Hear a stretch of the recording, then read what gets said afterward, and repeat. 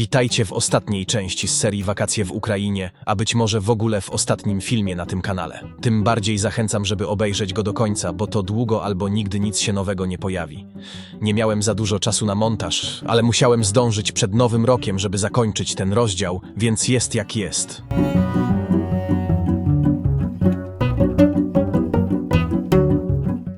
Ostatnią część zaczynamy w miejscowości Tatarów. Zatrzymujemy się w niewielkim, ale bardzo ciekawym markecie spożywczym, który mocno wyróżnia się przy drodze do Bukowela.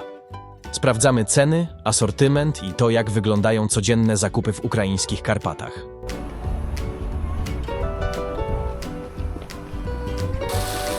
Ty szok, nie? Dobra. Ale idziemy, bo jest gorąco, ja nie No, na zewnątrz to niezły sztos architektoniczny. Ciekawe, dlaczego grzyby. Złote grzyby.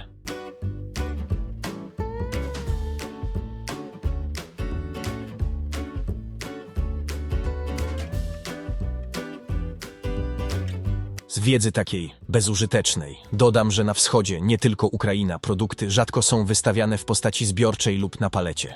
Chleb jest ładny i schludny. Jak sami widzicie, jeśli chodzi o ceny, są one w większości zbliżone do polskich. Część produktów jest minimalnie tańsza, inne wyraźnie tańsze. Na przykład napoje, takie jak Coca-Cola, w marketach kosztują nawet o połowę mniej niż w Polsce.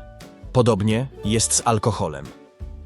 Natomiast nabiał i mięso cenowo są już bliżej naszych realiów. Warto też wspomnieć, że co najmniej 20% produktów pochodzi z Polski, szczególnie konserwy oraz nabiał, serki, jogurty, twarożki i podobne produkty. Ruszamy do nowego hotelu. W czasie, gdy tam byliśmy, codziennie tworzyły się korki w Bukowelu, co jest dla mnie sporą nowością w porównaniu do tego, jak wyglądało to tutaj wcześniej. No, nie było tylu ludzi.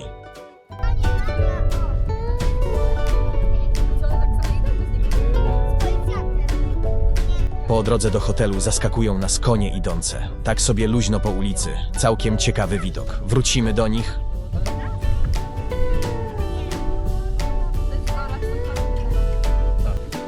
Jak to się wam podoba?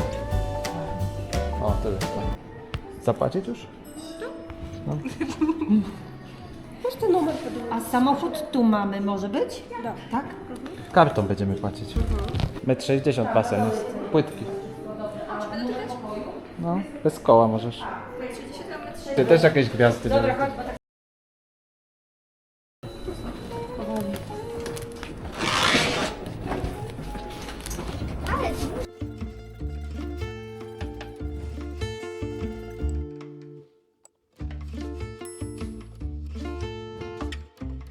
Tu są wszędzie pilnują, panowie. Widzicie?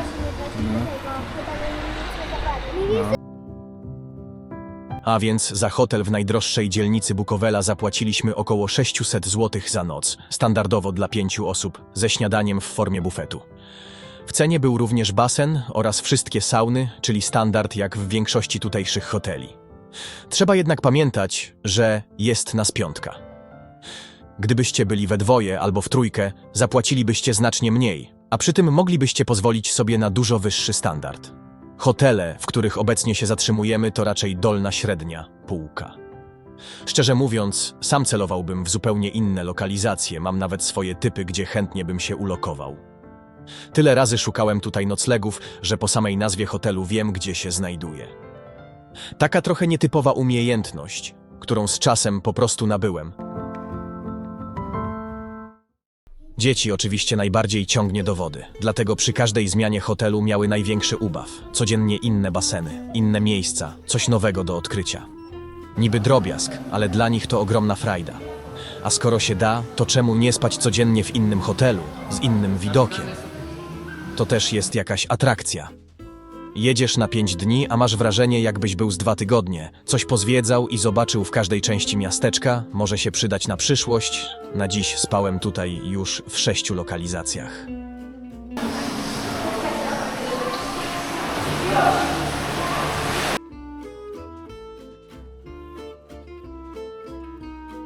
Dzień Dobry. dobry. Dobry. Do góry jeszcze. A, to My my na 3. na trzeci. Nie, on 40. My 3 będziemy. A, to my приїхали з Польщі. Z Polski. Polski. Mhm. Jak відпочинок?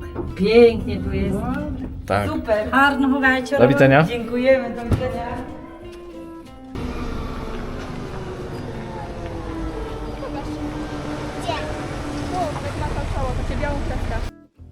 Co ciekawe, tak jak kiedyś widziałem na filmie z Gruzji, to te konie tutaj też na noc same wracają do domu.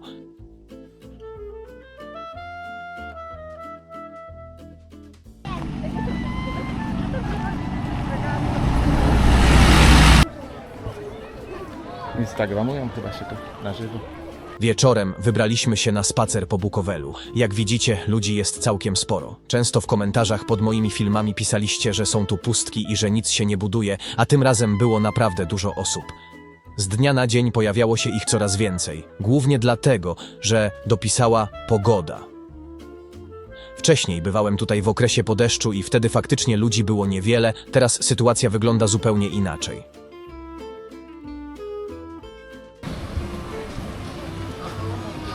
Ładnie, nie?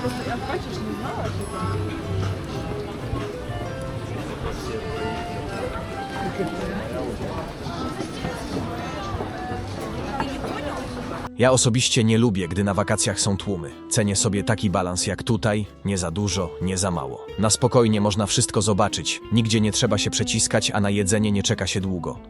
Dzięki temu cały wyjazd jest po prostu mniej męczący i bardziej komfortowy.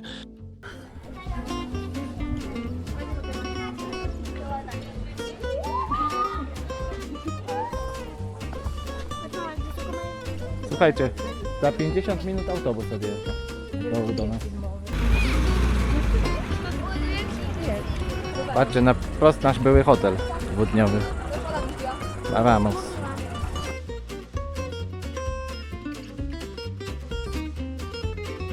Dla tych, co nie oglądali części pierwszej, przypominam, że komunikacja autobusowa jest tutaj bezpłatna. No tak.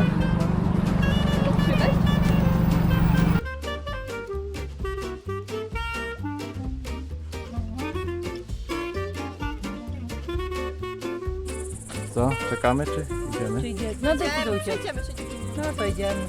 Ja, tylko fur, nie? Po fur, ale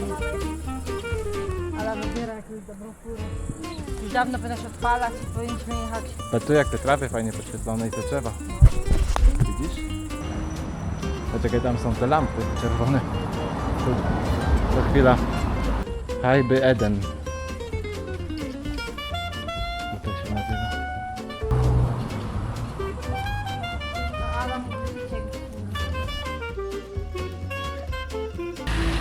A jaki ma mały piec? Pan, nie?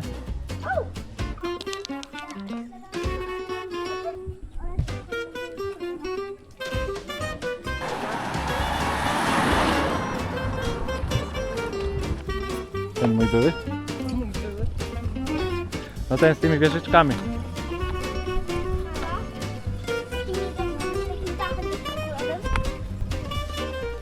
Tu jednak aż dwa są, widziałeś? Tam z przodu był jeszcze.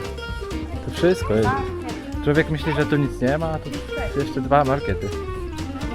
A ja się fami. A nie, to jest ten balon. Zobaczcie nasz samochód, jak się prezentuje dobrze. W szybie się aż odbił. Następnego dnia po śniadaniu wybraliśmy się do dwóch innych miejscowości do Worochoty i Wierchowiny, także w końcu coś innego zobaczycie.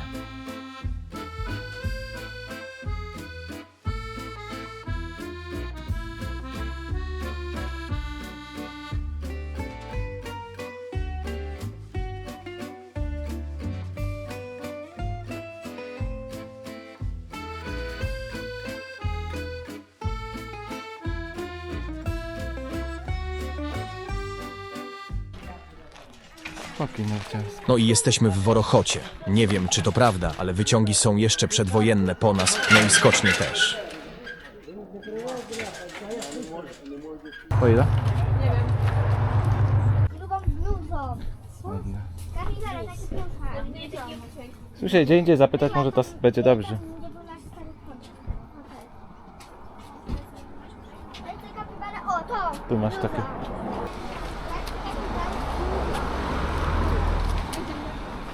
Do samochodu możecie iść. Na koni!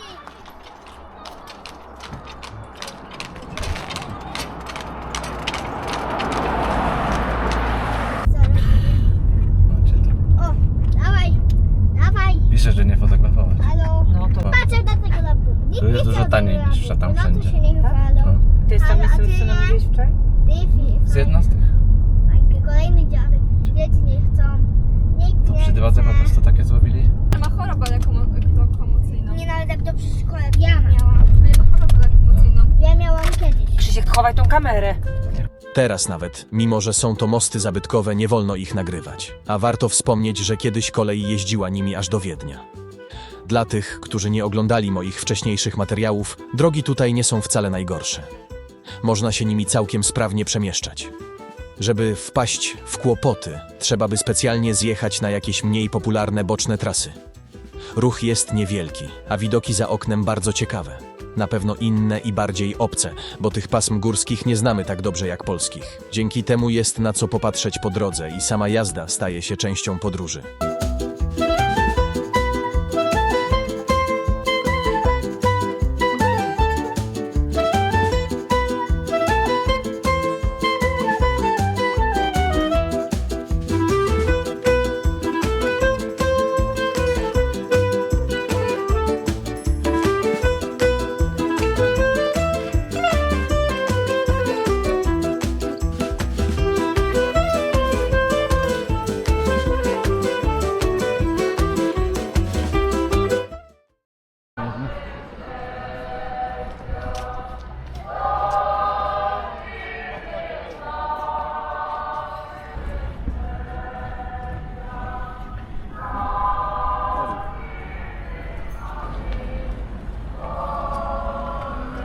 Może mieć na drugą, nie? To, co najbardziej mnie tutaj zaskoczyło, to stroje i ubiory. Takie ludowe, regionalne. Zarówno dorośli, dzieci, jak i młodzież zupełnie bez wstydu i skrępowania chodzili w takim odzieniu. Oczywiście nie wszyscy, ale spory procent osób faktycznie tak się tutaj ubierał. Jak wszędzie w górach, lokalni sprzedawcy wystawiają swoje swojskie wyroby. Jak sami widzicie, można tu również kupić ludowe elementy garderoby. I trzeba przyznać, że jest to obecnie bardzo modny trend w całej Ukrainie. Ci co?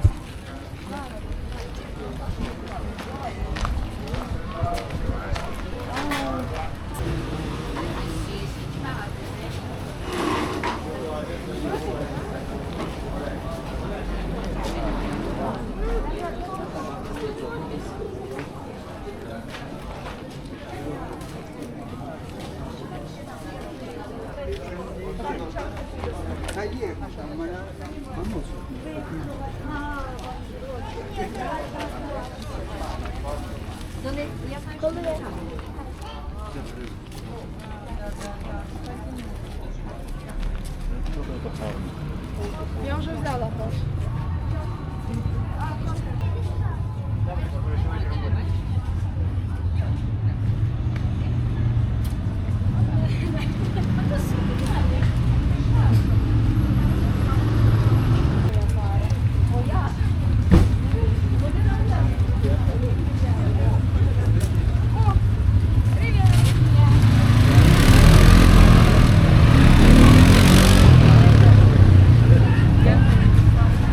Wszyscy jadą, to co tam siedzieli, nie?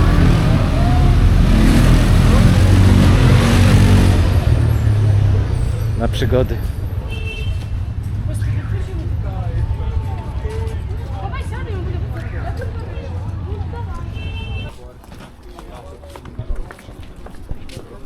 Tym mostem zobaczymy co.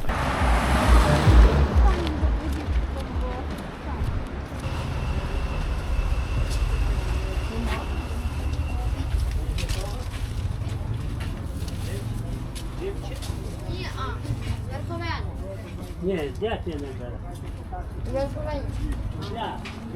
Вона поїхала.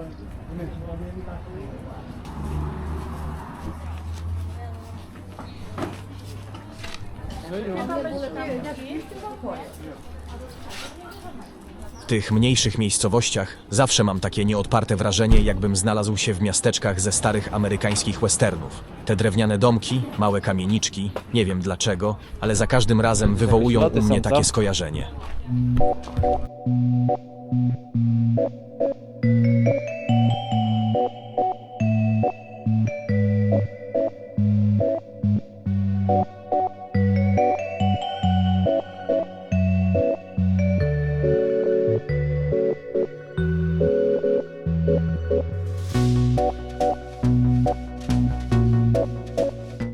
Patrzcie, okno w windzie jest.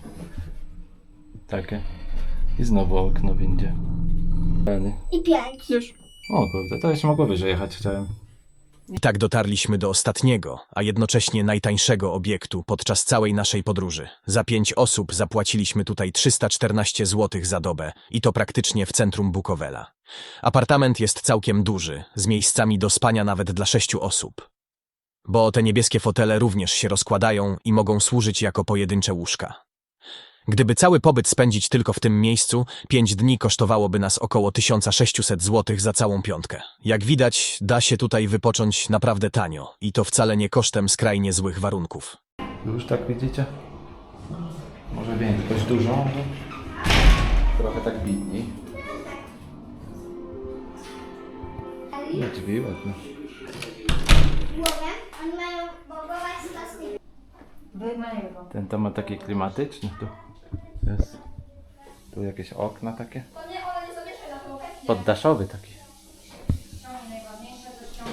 6 krzeseł. A, i tu jest kuchnia jeszcze przecież.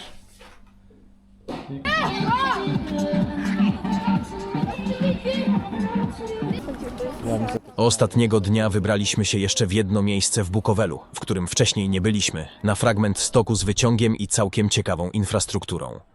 Można tam również zjechać małymi autkami po terenowej trasie z góry, co samo w sobie jest fajną atrakcją. Ale to, co najbardziej mnie urzekło i na co na pewno jeszcze tutaj wrócę, jeśli mój kompan z tegorocznej wyprawy motocyklowej to ogląda, to tyrolka z samego szczytu góry aż do centrum Bukowela.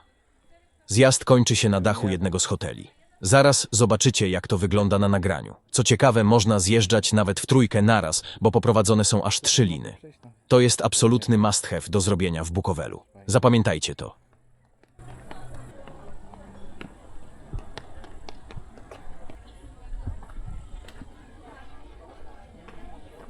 Może damy im przejść, co? Бачу ваших пар. Tak, naprawdę! Іване, що ти тут робиш? Де твоя пара? Ваня, ты ничего не должен. Да, вот это неправильно.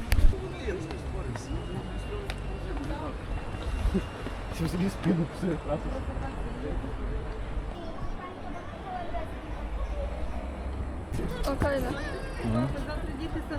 Patrzcie, z samochodem jadą do góry.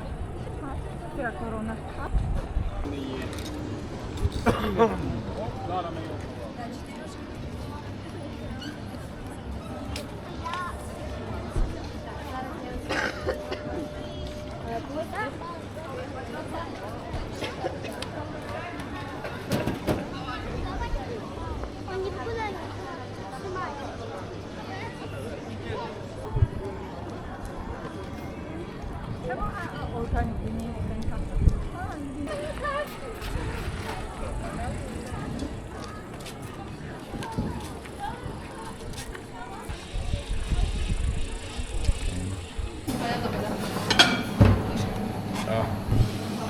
Nagramy sobie. Ostatnio.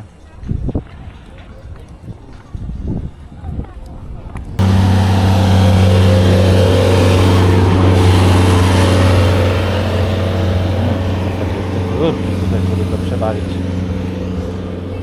Z panią tutaj. Tak ładnie to pani gra. Elegancko. Nie?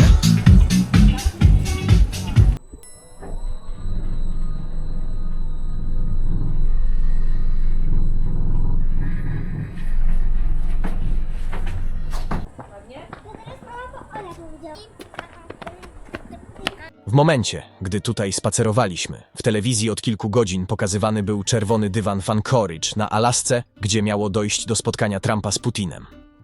Serio, przez prawie 3 godziny wyświetlany był sam dywan, a wokół tego trwały niekończące się dyskusje komentatorów o tym, co się wydarzy. Powiem szczerze, że przez ten czas ja sam wiedziałem od razu, że ludzi tym robi się w konia, bo wiele osób na pewno z nadzieją siedziało przed telewizorami i czekało na konkrety. Ja sam nawet tego nie doczekałem. Poszliśmy na ostatni wieczorny spacer po miasteczku. Dopiero po powrocie zobaczyłem, jak to faktycznie wyglądało.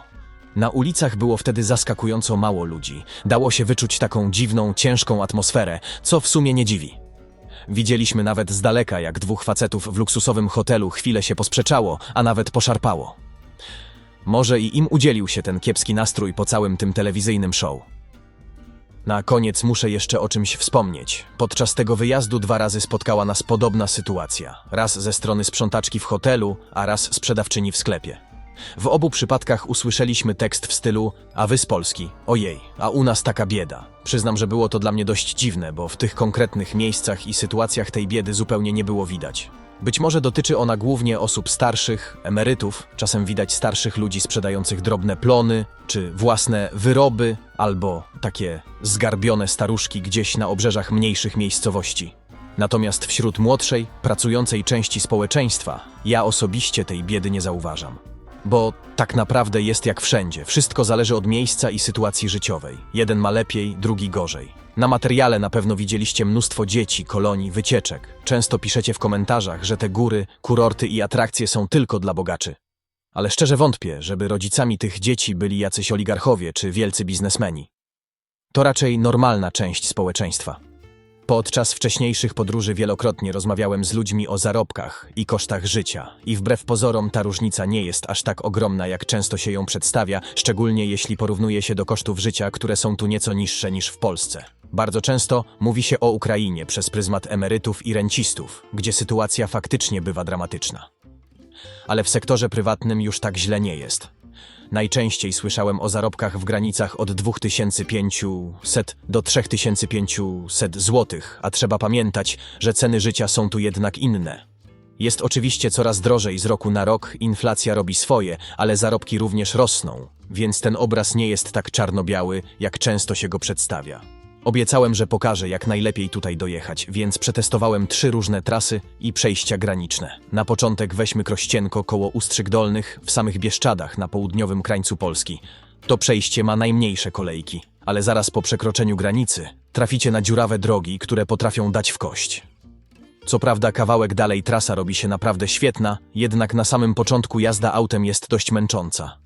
Da się to przeżyć, ale warto się na ten odcinek przygotować.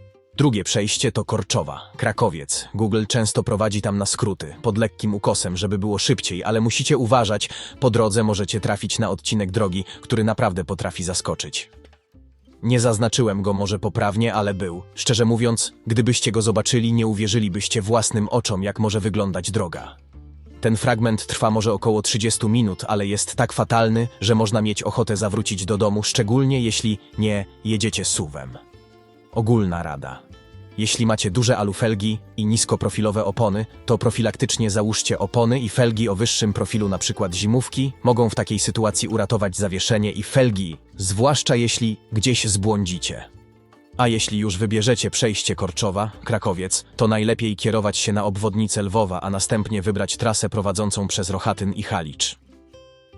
Niezależnie od tego, którą opcję wybierzecie wcześniej, dalej wszystkie drogi i tak sprowadzają się do jednej głównej trasy i od tego momentu droga jest już naprawdę dobra, bez żadnych niespodzianek. Bo to nie jest tak, że jest fatalnie. Na całej drodze z tych 3 przejść po prostu jakiś fragment drogi może was niepotrzebnie zdramatyzować i tego wam tylko chcę oszczędzić. Najlepiej jechało mi się przez przejście graniczne Rawa-Ruska. Tutaj Google od razu prowadzi najlepszym możliwym kierunkiem, praktycznie bez niespodzianek. Oczywiście w Ukrainie zawsze może się trafić jakiś krótki odcinek z dziurami czy gorszą nawierzchnią, ale ta trasa jest ogólnie gładka, spokojna i przyjemna. Można po prostu słuchać wujka Google przez całą drogę. Jeśli chodzi o noclegi, to polecam pierwszy hotel zarezerwować jeszcze w Polsce przez Booking, przy dłuższej trasie najlepiej w Lwowie, a jeśli ktoś ma bliżej i jedzie na strzała, to od razu w Bukowelu. Na miejscu w Ukrainie i tak trzeba kupić kartę SIM z internetem, więc kolejne noclegi warto już rezerwować na bieżąco. Mam nawet takie wrażenie, że po zmianie karty stajemy się lokalni i bywa po prostu taniej niż gdy rezerwuje się z polskiej karty w Polsce. Aha, wojna. Tutaj, gdzie pokazuję, to jest naprawdę długa droga. Mniej więcej tak, jakby jechać z Bukowela do Berlina w przeciwnym kierunku. Pamiętajcie, że Ukraina jest ogromna, to mniej więcej tak, jakby z centrum Polski jechać aż do Paryża. Jeżeli zatrzymacie się na noc w Lwowie, może się zdarzyć alarm lub pojawią się drony, ale w górach nigdy nic się nie wydarzyło. Bukowel i ta część Karpat leżą w strefie przygranicznej między Słowacją, Rumunią, Węgrami, a nawet Mołdawią na wschodzie. Fizycznie trudno tam cokolwiek skierować, a dodatkowo nie ma tam żadnych strategicznych celów. Dziękuję wszystkim widzom, że byliście ze mną. Prawie 7 milionów wyświetleń i 30 000 subskrypcji to naprawdę sporo, szczególnie dla kogoś tak zwykłego jak ja. Te filmy z podróży zawsze pokazywały jedynie wycinek 5 dni mojego życia, w tym roku 10 dni, a tak na co dzień pracuję od rana do wieczora, tak jak wy wszyscy. Jeżeli chodzi o podróże i filmy, nigdy nie prosiłem, żebyście wspierali kanał, ani nie szukałem sponsorów. Może to był błąd, chociaż jedną nieudaną zbiórkę teraz zrobiłem. Jak widzicie, mam 3 dzieci, a jeszcze jest 4, dużo starsza, więc na takie wojaże nie zawsze jest czas i pieniądze. Aha, jeśli ktoś chciałby kupić motocykl, który znacie z poprzednich filmów, można się odezwać przez Instagram. Używałem go i tak max 10 dni w roku, choć na dalekie podróże. Pozdrawiam i dziękuję za ten wspólnie spędzony czas. Oczywiście było dużo filmów z Ukrainy, ale to tylko dlatego, że te materiały się oglądały, inne nie. Tak naprawdę nie chodziło o moje własne parcie na ten kraj, tylko o wasze zainteresowanie. Starałem się pokazywać to, co was ciekawiło i robiłem to najlepiej, jak potrafiłem.